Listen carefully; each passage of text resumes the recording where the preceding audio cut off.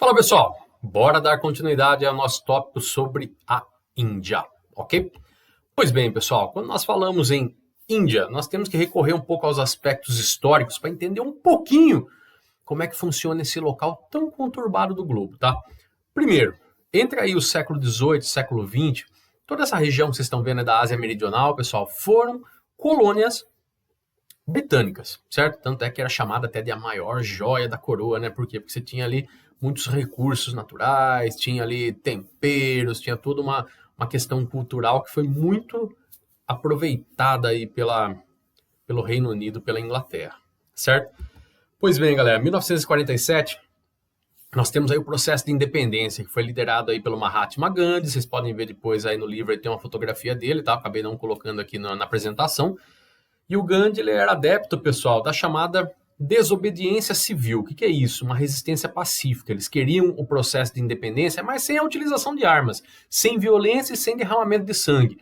Foi possível isso? Sim, pessoal. O que consiste a questão da desobediência civil? O próprio nome diz, né?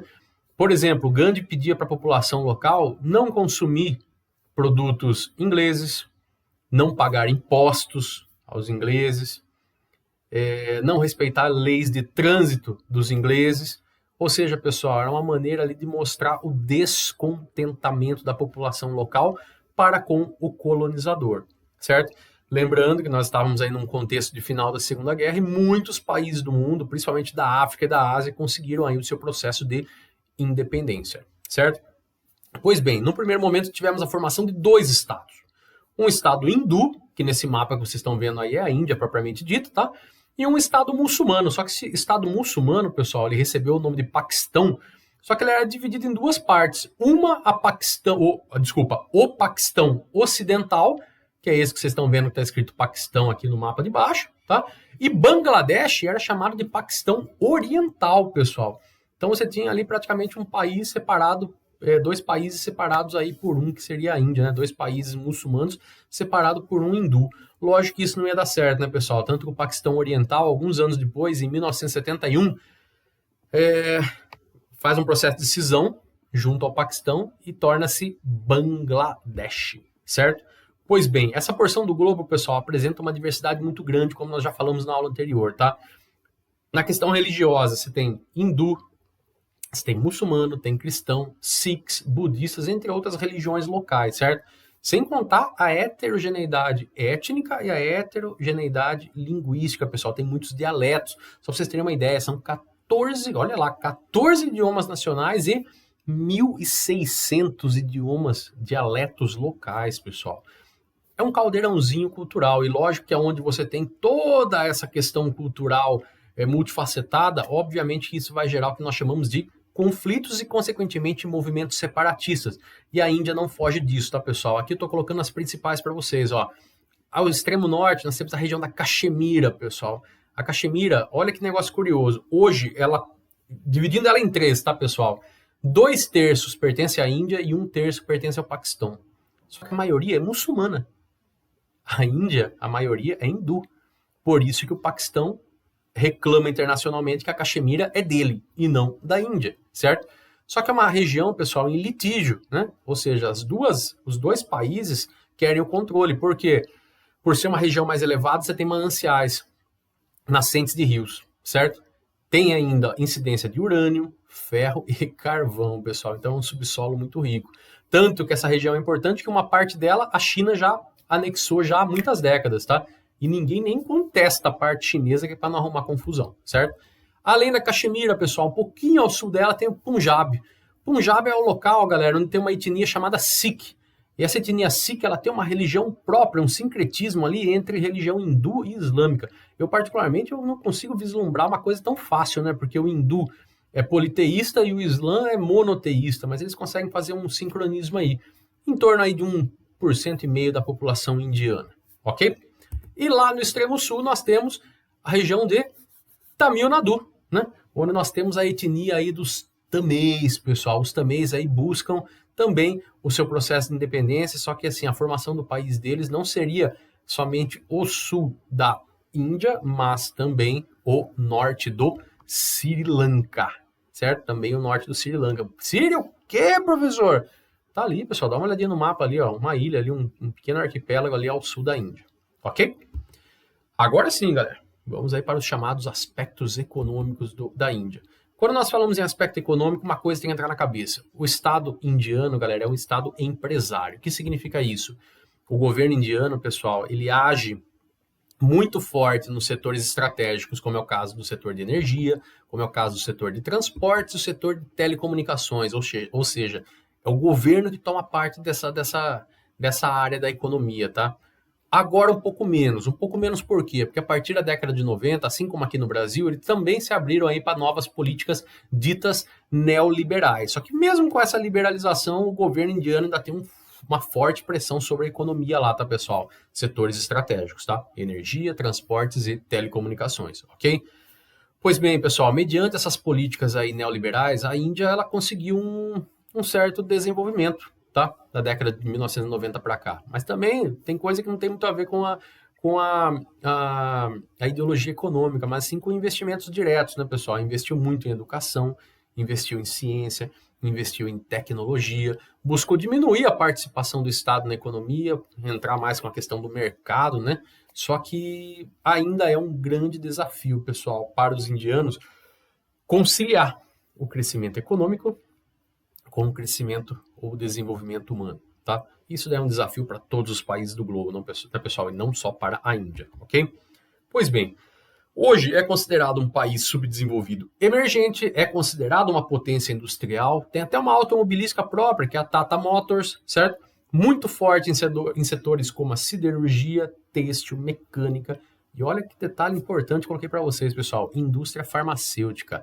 Hoje, 35%, ou seja, mais de um terço de todos os genéricos e vacinas e medicamentos cardíacos do mundo são fabricados na Índia, tá? Não à toa, por causa dessas características, nós vemos aí que a Índia se tornou um polo de atração de investimentos externos. Ou seja, nós temos muitos investidores, muitos grupos transnacionais hoje adentrando aí o território indiano, tá? Tanto que hoje, pessoal, uma das principais características da Índia é que ela é chamada de call center do mundo. Dá uma olhada nessa foto aqui, galera, tá? Muitas empresas, pessoal, de eletroeletrônicos, automobilísticas aí do mundo todo mantêm o seu serviço de atendimento ao cliente, o seu SAC, né, ou call center, na Índia. Aí você vai falar, mas por quê? Primeiro, pessoal, a Índia já investiu muito no setor de telecomunicações, em estrutura, parte física, né, o hardware, né? E nós temos que lembrar duas coisinhas importantes, pessoal. A Índia foi colonizada por ingleses, então tem ali uma boa parte da população que tem um predomínio amplo da língua inglesa, utilizada em todo o mundo, um excedente populacional, então você tem ali uma mão de obra muito barata, certo? Então, se você às vezes tem que resolver alguma coisa, sei lá, de uma empresa norte-americana, por que não falar com um funcionário indiano, mas que fale muito bem o inglês? Não há impeditivos, certo? Pois bem, quanto às indústrias, pessoal, o autor disponibiliza esse mapa para a gente e eu vou destacar algumas áreas para vocês, tá? Primeiro, a área de Calcutá, ou também chamada agora de Kolkata, né? Onde nós temos aí forte indústria têxtil e siderurgia, graças à incidência do carvão e do ferro, que vocês podem observar depois nos próximos mapas, tá? Região de Mumbai, pessoal, grande centro financeiro, aí nós temos aí setor farmacêutico muito forte, como eu acabei de falar agora. E na cidade de Pune, que fica aí na região de Mumbai, nós temos a sede da chamada Tata Motors, certo?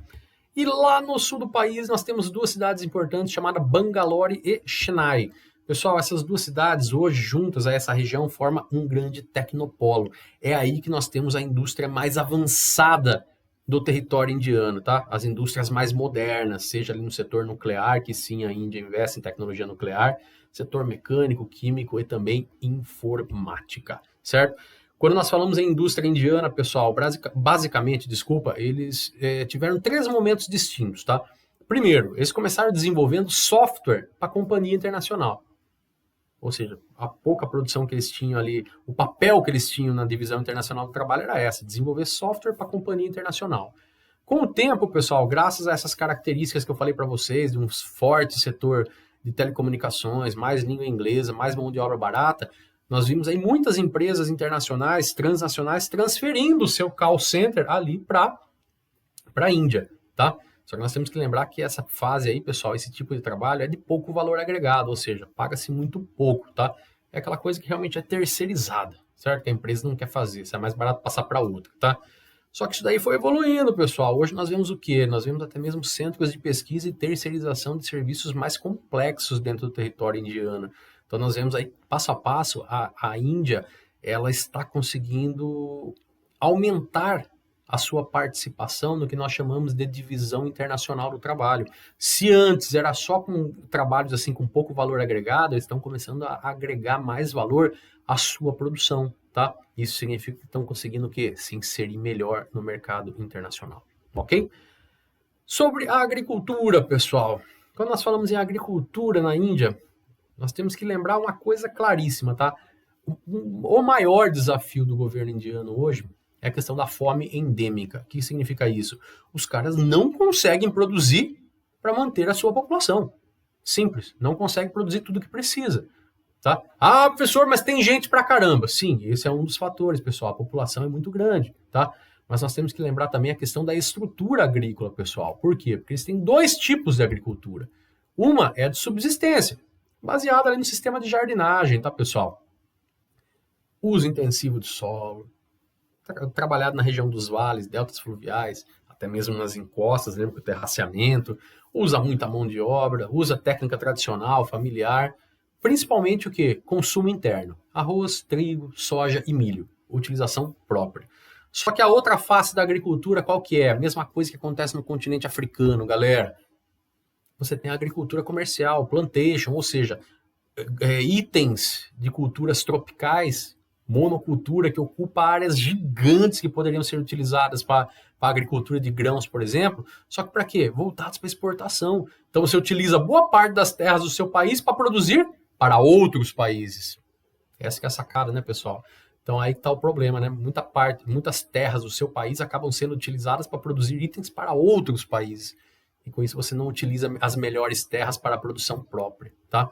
Exemplo aí de agricultura comercial lá, pessoal. Juta, que nós já falamos em outras aulas, que é aquela fibra, o algodão, chá e cana-de-açúcar. Dá uma olhadinha depois nesse mapa com mais calma, ok? Pois bem, agora quanto aos recursos naturais, pessoal, nós já vimos aí, eu comentei com vocês na aula passada que a maior parte do território indiano é formado por escudos cristalinos, lá da época do pré-cambriano, né, mais de 2 bilhões de anos atrás. Todos os territórios, pessoal, todas as áreas de formação cristalina, que são antigas, apresentam muitos recursos minerais metálicos, tá? Só que no caso da Índia, além dos minerais metálicos, eles também têm combustíveis fósseis. Então tem ali, não no escudo cristalino, tá, pessoal? Combustível fóssil nas áreas mais aí de planícies, de sedimentação, certo? Ou seja, tem um território muito bem servido de recursos e óbvio que isso facilita muito aí a sua industrialização, as suas atividades econômicas, certo? Só para vocês localizarem, pessoal, vamos geograficizar. Aqui, ó. Região ali de Calcutá, nós temos forte o carvão mineral. Lá na Caxemira, ó, ferro e carvão. Acabei de falar com vocês agora há pouco, uma área de litígio, de disputas com o Paquistão. Nós temos ali no Nordeste o petróleo. Nós temos ali no centro, praticamente, na região ali de Mumbai, a bauxita para a produção do alumínio. E lá no extremo sul nós temos a produção de manganês, certo? Então, um território muito bem provido de recursos. Perfeito, galera? Tranquilos? Vejam depois com calma, deem uma olhadinha nos mapas da apostila, tem bastante mapa, tem bastante informação para ser vista aí, tá, pessoal? Comparem os mapas aqui, eu só passei de maneira bem genérica para vocês, tá? Espero aí ter podido ajudar vocês. Estou à disposição para a gente tirar dúvida no chat, por favor, me chama lá, cara, não deixa de chamar não, tá? Estou à disposição. E no próximo vídeo a gente vai falar um pouquinho sobre os chamados tigres asiáticos, pessoal. Acho que alguns já ouviram falar disso daí, mas isso daí é conversa para a próxima aula, ok? Abraço para vocês. Até a próxima.